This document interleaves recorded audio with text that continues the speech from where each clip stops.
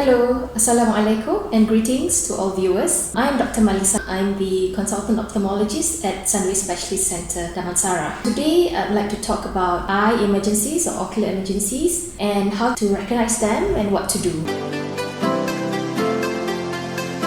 Eye emergencies occur when there is an urgent need for treatment. This is to prevent visual loss or blindness. If the treatment is delayed, then the damage can be irreversible. So usually an eye emergency has these three red flags. One is the reduction in vision or loss of vision, and the two other signs is a red and painful eye. There are several causes of eye emergencies. Number one is chemical injury. This is a true ocular emergency whereby the treatment has to be started at the point of occurrence. For example, if the chemical injury occurs at home or at workplace, then you'd have to treat it at that point of time. What kind of chemicals are dangerous to the eye? If you have any substances which is high alkaline or very low acid substances, this can cause significant damage if it is splashed onto the eye. Things like bleach, cleaning products at the household like swimming pool cleaners, metal and oven cleaners, car battery acid, as well as ammonia. What to do if you have chemicals splashing into the eye? The first thing to do is immediate copious irrigation. How to do that? You have to wash the eye with clean water to flush out the chemicals. Preferably, you should use normal saline if you have it at home, but if not, clean filtered tap water is sufficient. So you should let the tap running, cup the water and hold on the water and put the eye inside that running pool of water and keep the flow of water running, so that will flush out any chemicals. It's good to lower the lid and make sure that the inferior conjunctival sac is being washed out.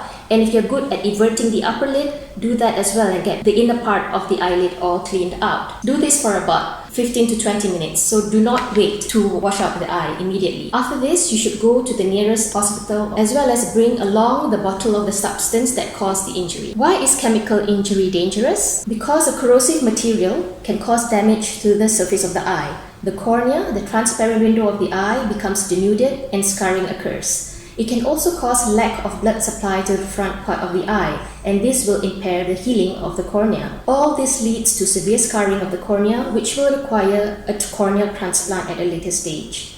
Corrosive materials can also seep into the eye, especially the high alkaline substances, and this causes irreversible damage to the internal structures of the eye and causes blindness. The second important cause of ocular emergencies or eye emergencies is related to trauma. There are two types of trauma. First, a penetrating eye injury where something pierces, the coat of the eye, and secondly is blunt trauma. So let's talk about penetrating eye injury.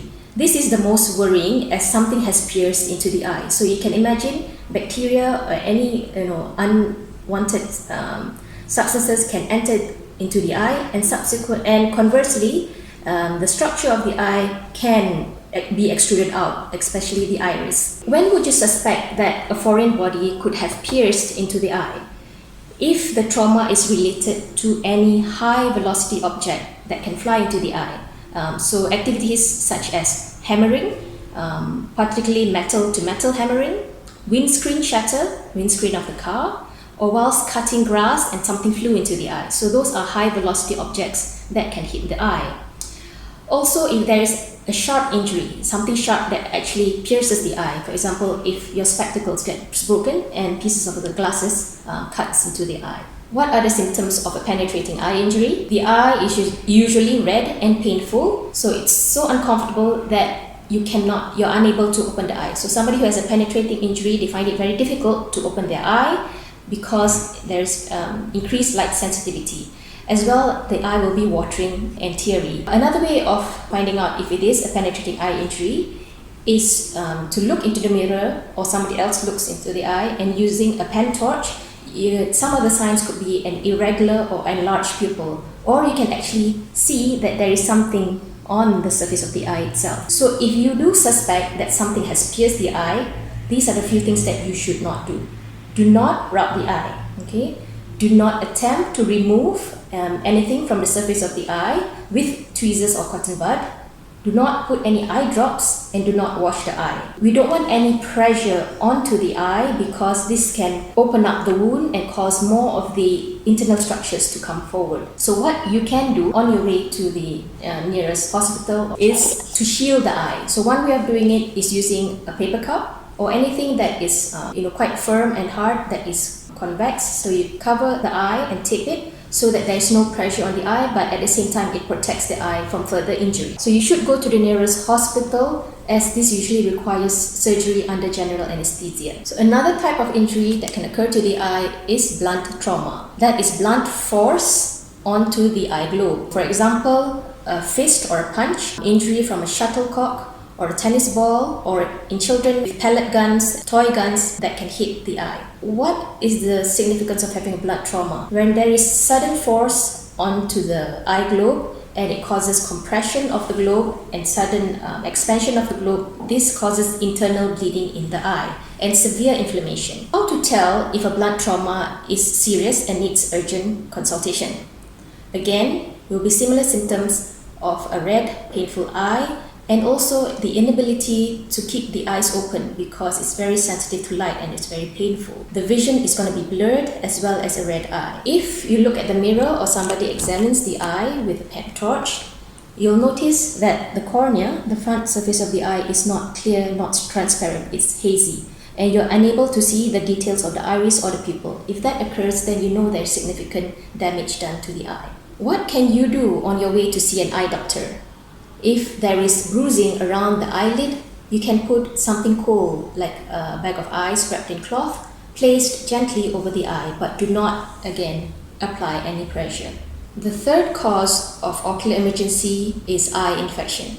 So the two types that are urgent and needs to be treated is one, if it's a corneal ulcer, and number two, endophthalmitis. Let's talk about corneal ulcer first. So these are usually related to those who wear contact lenses, they are at high risk, or those who have been gardening or handling organic materials and wind could have swept something on the eye, and if they have dry eyes, they might be predisposed to having corneal infections. So a corneal ulcer is an abscess actually growing on the cornea, the clear part of the eye. So you'll see it as a white spot. The eye will be painful, the eye will be red, and a lot of tearing. If this occurs, then you should see the eye doctor within the same day. Another serious infection that occurs to the eye is endophthalmitis. That is when there's infection inside the eye. It's usually related to either a previous surgery or a trauma, or sometimes it can be endogenous due to underlying infections, but usually those patients would be more unwell due to infections in other parts of the body. So what are the symptoms? Again, painful red eye, but this time with a lot of discharge. The fourth cause of a red, painful eye with decreased vision, which is an emergency, is due to sudden increase in intraocular pressure. That is, sudden increase in the pressure within the eye. And this occurs in a condition named acute angle closure glaucoma. It's a sudden high rise of intraocular pressure that builds up and causes permanent damage to the optic nerve. This will result in blindness if it's not treated urgently. So who are at risk? They're usually older patients. They have smaller, short eyes, usually those with Chinese ancestry, or they have underlying dense cataract. All these conditions is due to a narrower angle which can be obstructed at certain conditions. So what are the symptoms? Again, it's a painful red eye with blurred vision, but the pain can be so severe that actually the patient complains of a one-sided headache over the eyebrow rather than an actual eye pain, and it can be associated with nausea and vomiting. Those who are predisposed to angle closure glaucoma may have had intermittent eye pain and blurred vision, which recovers for the past year or so. So what are the signs? Again, in this condition, if you look at the cornea, it will be hazy. It's not as clear and as transparent as the other eye. Why does this need an eye treatment urgently? Because we need to bring down the eye pressure. Normal eye pressure ranges from 10 to 21 millimeters mercury, but in acute angle closure glaucoma, the pressure can rise up to 40 to 60. So that's more than double. So the sooner that the pressure can be lowered, then there's less damage to the optic nerve. In fact, if it is the first attack of angle closure, early treatment can actually save the eye.